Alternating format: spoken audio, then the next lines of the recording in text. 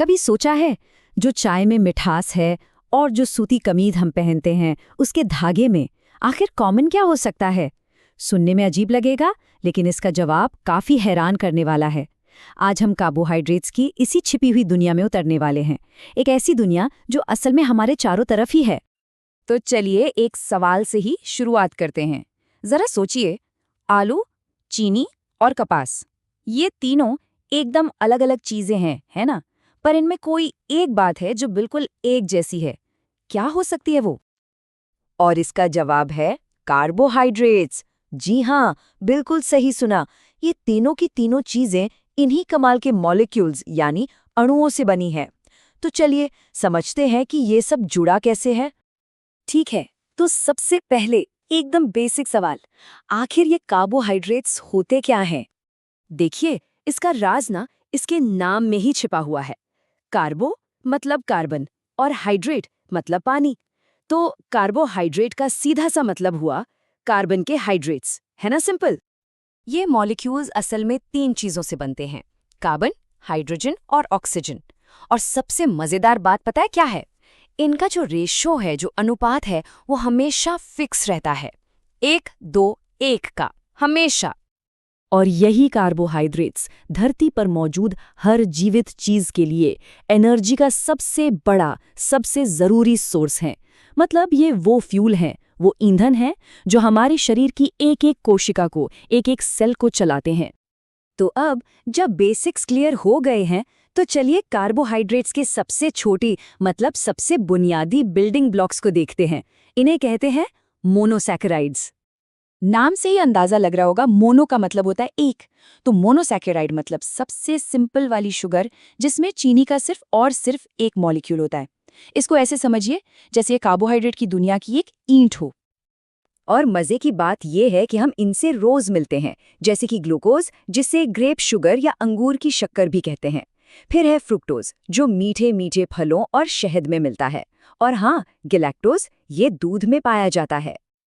अच्छा, तो अब सवाल ये उठता है कि जब ये अकेली अकेली ईंटें यानी मोनोसैकेराइड्स आपस में जुड़ना शुरू करती हैं तो क्या होता है? प्रोसेस बड़ा सिंपल है। जब दो मोनोसैकेराइड मॉलिक्यूल आपस में जुड़ जाते हैं तो बनता है एक डाइसैकेराइड। डाई का मतलब होता है दो। तो बस दो सिंपल शुगर मिलकर एक डबल शुगर मॉलिक्यूल बना लेती हैं। इसके कुछ उदाहरण तो हम सब जानते हैं। सुक्रोज मतलब हमारी रोजमर्रा की चीनी जो गन्ने से मिलती है। फिर है लैक्टोज, जो दूध में मिठास लाता है। और एक है माल्टोज, ये अंकुरित बीजों में पाया जाता है। चलिए अब एक कदम और आगे बढ़ते हैं।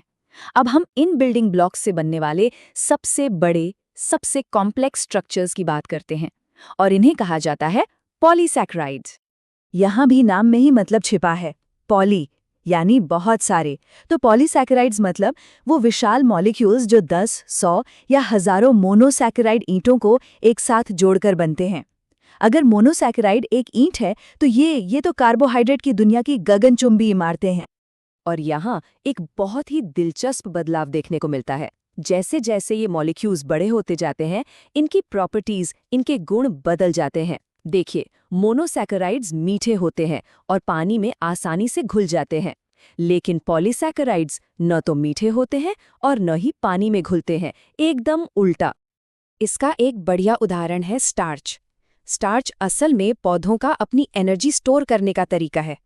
मतलब जब पौधों को एक्स्ट्रा एनर्जी बनानी होती है तो वो उसे स्टार्च के रूप में जमा कर लेते हैं, भविष्य के लिए। ये एक तरह से पौधों का एनर्जी बैंक है। और ये स्टार्च हमें कहाँ मिलता है? अरे भाई, हमारे खाने में ही।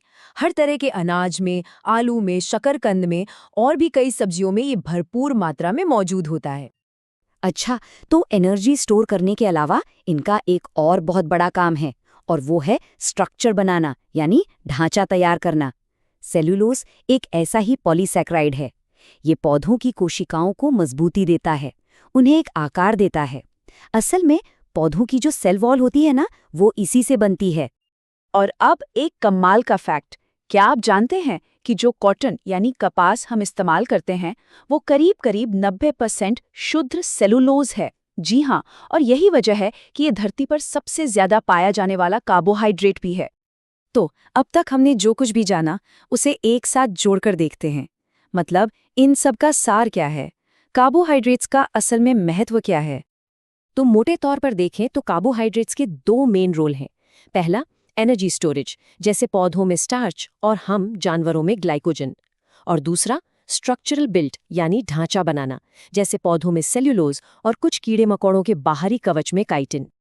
तो अगली बार जब कोई आलू खाए या कोई सूती कमीज पहने तो एक पल के लिए जरूर सोचिएगा कि वो असल में इन्हीं कमाल के वर्सेटाइल मॉलिक्यूल्स को महसूस कर रहे हैं, जो हमारी इस दुनिया में जीवन को एनर्जी भी देते हैं और स्ट्रक्चर भी। और जाते जाते एक सवाल छोड़ जाता हूँ, अगर एक ग्लूकोज मॉलिक्यूल एक ईंट है तो सोचिए हमारी प्रकृति में और कौन-कौन से ऐसे बड़े-बड़े शहर हैं जो इसी तरह की सिंपल छोटे-छोटे ब्लॉक्स को बार-बार दोहराकर बनाए गए हैं। इस पर जरूर सोचिएगा।